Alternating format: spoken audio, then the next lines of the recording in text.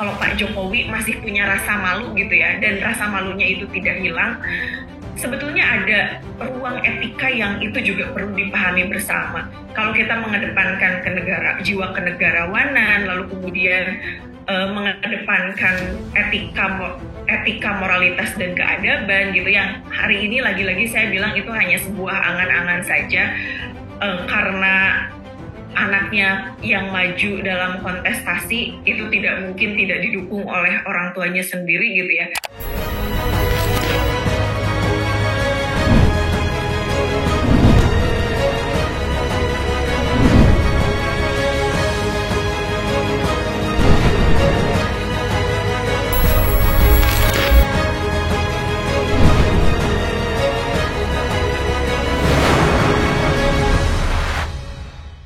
Berkaitan dengan bagaimana presiden dan menteri boleh kampanye gitu, dan sebetulnya penggunaan instrumen politik dan hukum untuk mencapai kekuasaan itu sudah mulai tampak sebetulnya sejak awal ketika ada wacana penundaan pemilu, kemudian narasi 3 periode presiden, yang kemudian terakhir adalah putusan Mahkamah Konstitusi yang melapangkan jalan bagi Gibran untuk maju di Pilpres 2024. Kita memang sebagai anak muda saya kira perlu khawatir gitu ya, Presiden akan menggunakan kewenangan aparaturnya hingga kemudian sumber daya untuk memenangkan anaknya dengan Pak Prabowo gitu di Pilpres ini. Dan tentu potensi penyalahgunaan wewenang itu mulai dari penguatan pengaruh, mobilisasi kekuatan, abuse of power in election seperti tema diskusi pada siang hari ini, dan menggunakan instrumen negara untuk kepentingan partai politik gitu ya, itu sudah terjadi. Pak Nyarwi kemarin di Indonesia kita melaporkan, Hasnu juga mungkin mengikuti ya, kita melaporkan salah satu mantan gubernur provinsi karena memang diindikasi ada politik uang gitu dan keterlibatan badan permusyawaratan desa. Dan ini sangat masif sekali gitu. Dan saya melihat bahwa keterlibatan aparat desa hari ini belum banyak orang yang melaporkan, termasuk misalnya CSO dan NGO gitu ya, LSM. Lalu kemudian kami kemarin ketika mendapatkan bukti video rekaman yang itu kami anggap itu komprehensif karena mulai dari awal sambutan sampai dengan akhir penutup, ya pada akhirnya kami melaporkan. Jadi kalau kita bicara soal netralitas presiden dan menteri, pemilu kita itu harus jujur, adil, itu hanya sekedar angan-angan saja gitu, dan ilusi dan penuh keraguan gitu. Presiden memang berhak untuk berpolitik, tetapi kemudian kan tidak diperbolehkan berkampanye. Untuk apa? Untuk menjaga prinsip pemilu itu sendiri. Netralitas aparat negara itu tentu menjadi kunci bagaimana terwujudnya penyelenggaraan pemilu yang free and fair election gitu. Nah, kemudian pernyataan presiden yang hanya merujuk pada ketentuan 281 misalnya di Undang-Undang Pemilu berkaitan dengan kampanye yang mengikutsertakan presiden, wakil presiden, menteri, gubernur, wakil gubernur, bupati, wakil bupati, wali kota, yang itu tidak boleh menggunakan fasilitas negara dalam jabatannya, kecuali fasilitas pengamanan bagi pejabat negara, kemudian menjalani cuti. Tadi juga disinggung bagaimana kemudian ketika hari ini KPU-nya juga bilang bahwa cuti presiden hanya kepada presiden sendiri gitu ya. Tetapi siapa yang kemudian menjamin tidak ada penggunaan fasilitas negara di situ? Kemarin aksi First Lady gitu ya, di Undang-Undang Pemilu, tidak ada larangan bagi ibu negara untuk berkampanye dan menunjukkan keberpihakan gitu. Tetapi ketika aksi 2 jari itu dilakukan saat kunjungan negara, itu kan tentu pasti menggunakan mobil kepresidenan yang dibiayai negara, seluruh fasilitas negara gitu. Jadi seolah-olah ini absurd gitu, dan saya sih bukan meragukan lagi yang memang Pak Presiden Jokowi hari ini tidak mungkin bisa netral gitu.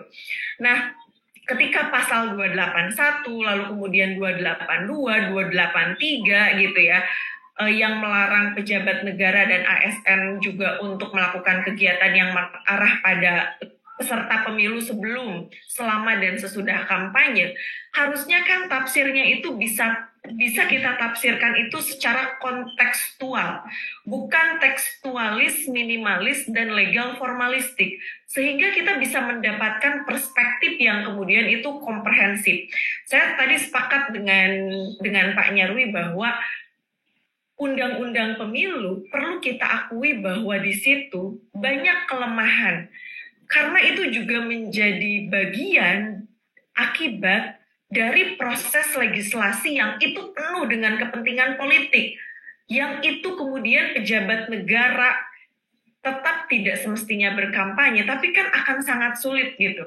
Jadi regulasi aturan perundang-undangan, lalu kemudian juga di dalam PKPU sekalipun gitu, itu memang mengandung autokratik legalisme gitu, legalisme yang itu mengandung ciri-ciri otoritarianisme yang dengan sengaja memang regulasinya memang dilemahkan, karena dari situ ada banyak celah-celah untuk melakukan pelanggaran-pelanggaran itu sendiri. Dan ketika kemudian Pak Presiden Jokowi dan seluruh menterinya adalah pejabat negara yang memiliki kewajiban untuk menjaga netralitas dalam pemilu, lalu kemudian mereka dilarang untuk membuat tindakan dan keputusan yang menguntungkan atau merugikan salah satu peserta pemilu lainnya gitu.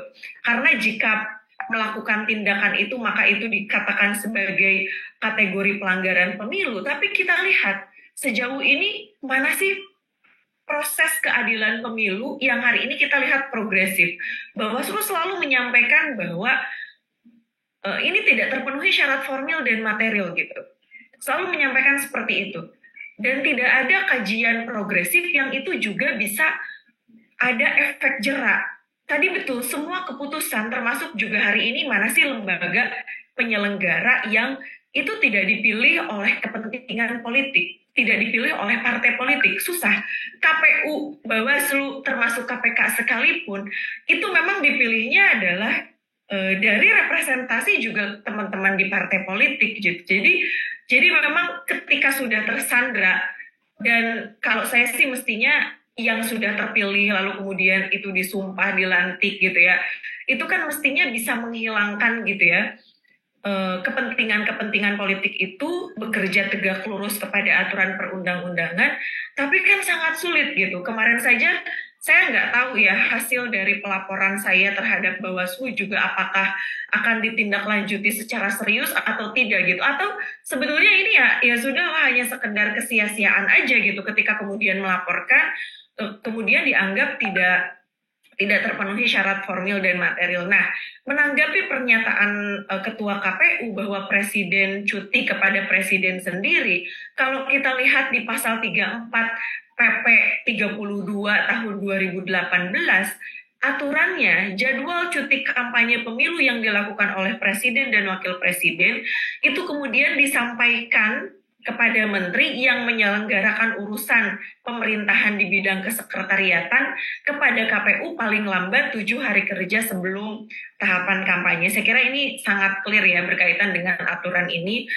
Dan sebenarnya di samping dengan aturan, kalau Jokowi masih punya rasa malu gitu ya, dan rasa malunya itu tidak hilang, sebetulnya ada ruang etika yang itu juga perlu dipahami bersama. Kalau kita mengedepankan jiwa kenegarawanan, lalu kemudian mengedepankan etika moralitas dan keadaban gitu, yang hari ini lagi-lagi saya bilang itu hanya sebuah angan-angan saja, karena anaknya yang maju dalam kontestasi itu tidak mungkin tidak didukung oleh orang tuanya sendiri gitu ya. Ada ruang etika yang saya kira itu hari ini sudah betul-betul hilang gitu ya.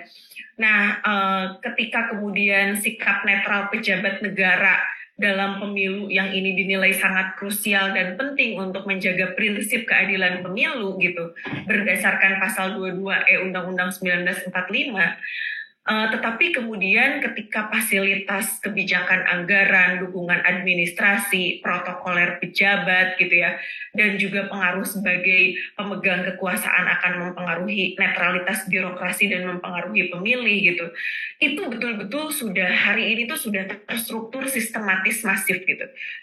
Tinggal sebetulnya hari ini kita menunggu, sebetulnya sangat bisa gitu ada proses penegakan hukum yang itu bisa progresif gitu. Karena nepotisme dan politik dinasti dan cawe-cawe politik yang dilakukan tanpa etik dan rasa malu itu seolah-olah juga memberi landasan hukum bagi sesuatu yang sebenarnya tidak etis dan melanggar asas keadilan pemilu, tapi kemudian kita juga membiarkan itu semua. Kan mestinya sebagai presiden, Pak Jokowi harus membiarkan semua proses itu sesuai dengan aturan main yang ada tanpa perlu membuat pernyataan yang membenarkan dengan kemudian perilaku yang melanggar etik dan hukum. Tapi rasa-rasanya saya kira meskipun kita sudah banyak bersuara gitu ya, banyak mengingatkan dan lembaga-lembaga yang berwenang juga menjalankan tugas untuk berdasarkan peraturan perundang-undangan dan bagaimana presiden juga tidak patut untuk membuat justifikasi dan lain sebagainya. Tapi rasa-rasanya memang itu hanya sekedar di mulut gitu, tapi tidak diejawantahkan dalam bentuk tindakan. Dan lagi-lagi saya sendiri sudah tidak bisa menjamin presiden akan netral.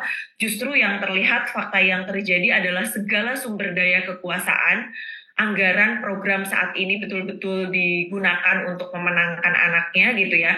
Dan ketidaknetralan ini tentu akan memicu konflik bangsa dan ini tentu akan menjadi ancaman yang sangat serius bagi persatuan bangsa kita ketika presiden sudah hilang urat malu dan tidak mengindahkan etika politik gitu. Dan ini saya kira ketika presiden saat ini bekerja untuk pekerjaan yang tidak diamanatkan konstitusi gitu ya dalam memenangkan salah satu kandidat, tentu ini akan sangat berdampak pada legitimasi dan kualitas pemilu yang jujur dan adil gitu. Jadi hari ini kita melihatnya posisi Pak Jokowi tidak sedang menjadi presiden, tetapi justru sedang menjadi tim kampanye pemenangan paslon nomor 2. Dan itu sudah sangat jelas keberpihakannya. Bahkan kemarin-kemarin kita melihat dengan mengacungkan nomor 2 juga itu menanggapi pernyataan debat capres-cawapres itu juga seolah-olah menjadi juru tim kampanye gitu ya. Dan ini lebih bahaya ketika kita merujuk apa yang disampaikan oleh Stephen Levitsky dan Daniel Ziblatt, How Democracies Die gitu. Apa yang dilakukan Pak Jokowi dengan keluarganya untuk memperpanjang agenda kekuasaannya, ini bisa menjadi indikasi mengarah pada tindakan otoriter dengan simbol kekuasaan yang abadi. Dan tentu tindakan yang menyalahi dan melanggar konstitusi hari ini sudah kita lihat bersama-sama, dan ini juga menjadi perilaku otoriter yang tidak lagi berkomitmen pada aturan main yang demokratis. Saya sangat khawatir Indonesia itu bisa masuk pada new despotism atau despotisme baru.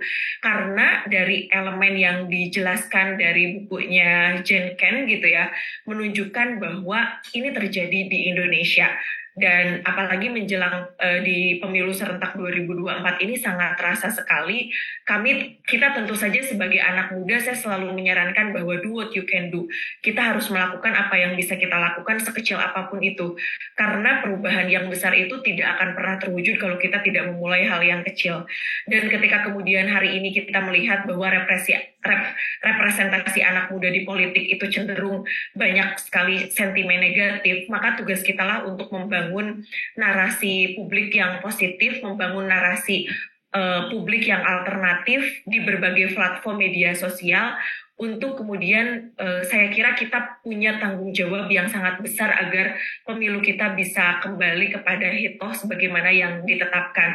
Karena jujur saya sangat prihatin ketika dari pemilu ke pemilu kita hanya melahirkan banyak politisi tetapi sangat defisit negarawan. Nah, oleh karenanya dengan kondisi ini kita tentu masih punya kepercayaan lah kepada Bawaslu untuk menjalankan tugasnya dengan baik gitu ya. Bagaimana Bawaslu saya kira perlu menegur Pak Jokowi agar kemudian tidak menggunakan seluruh sumber daya negara itu untuk kepentingan salah satu paslon tertentu gitu ya.